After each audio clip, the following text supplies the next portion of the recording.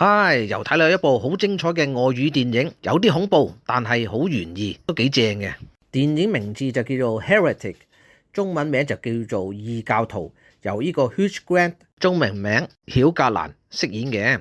Hugh 哥咧就拍過好多經典嘅電影啦，例如有呢個4個婚禮一個葬禮啦，同埋 Julia Roberts 演嗰套《Notting Hill》都係經典嚟嘅。佢後生嘅時候咧就覺得佢屎屎忽忽一口呢個英國腔，但係咧老咗嘅時候咧就覺得佢啲演技開始出嚟啦，都幾好睇嘅。即係越老咧就演嗰啲戲咧就越有味道，所以我睇到呢條片咧都係俾佢嘅呢個角色吸引到，所以先睇嘅。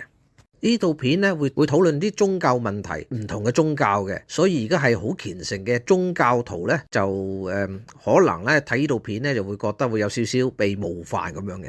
覺得佢呢套片嘅裏面有個好特別嘅手法，就用咗唔同本色嘅唔同年代嘅大富翁嚟形容唔同嘅宗教，咁形容呢個猶太教啦、天主教啦、回教即係呢個伊斯蘭啦，所以呢種表達方式係好特別嘅。好，咁例牌都要講講個故事內容嘅。咁呢個故事咧就講兩個年輕女士嘅傳教徒，咁就去周圍傳教，好偶然咧就去到一間舊屋嗰度。跟住咧就敲門，咁敲完門之後咧，就有一個中年男人就打開對門啦。咁嗰個中年男人咧就係我哋嘅好有型嘅 Hugh 哥啦，就同佢哋聊天傾偈。咁傳教徒咁當然想希望佢信教啦，咁講下啲教義。咁佢哋都好投機。咁Hugh 哥咧就邀請佢哋入去繼續傾。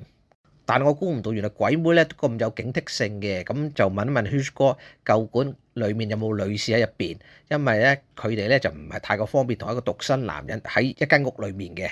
Hugh 哥回答咧，當然有啦，就係佢老婆咯。咁佢哋就好安心入咗去啦。咁Hugh 哥咧就好熱情，就叫佢哋坐喺嗰個梳化嗰度。咁佢就去入去攞啲飲品出嚟先。咁佢就入去攞咗2杯可樂同埋一個啲煙燻嘅捉出嚟啦，咁點着佢。咁喺呢個咁和諧嘅氣氛咧，佢哋就探討呢個宗教嘅意義啦。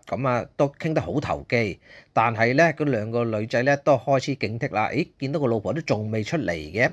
咁Hugh哥咧就藉口話佢就比較怕醜，同埋而家係焗緊啲藍莓批俾佢哋食。